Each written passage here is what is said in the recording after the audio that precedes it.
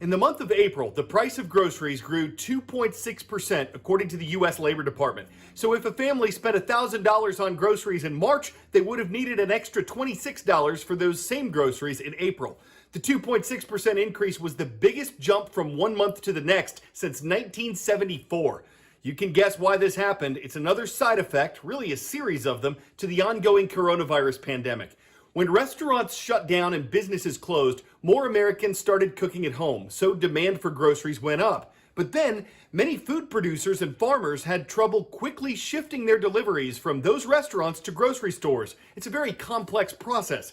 And there have been outbreaks of COVID-19 at some food processing plants, forcing some of them to shut down.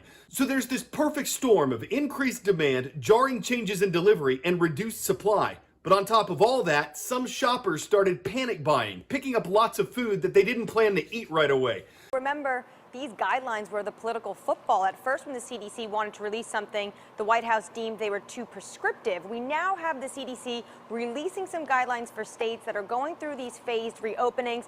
And what they really encourage are things like social distancing, maintaining best case practices for washing hands, and how to spot potential symptoms. For bars and restaurants, things like spacing out tables, limiting party size. For mass transit, limit routes to and from transmission areas before increasing to full service, and also spacing out seats. So kind of things we've all been talking about the past few weeks. This is going to come into play in New York, Nara. New York State, 5 of the 10 regions will begin opening. The stay-at-home order ends today on Friday, but not so quick for New York City, Long Island, and Western New York, the epicenter, the tri-state area that's been hit by the pandemic. That will remain shut for the foreseeable future.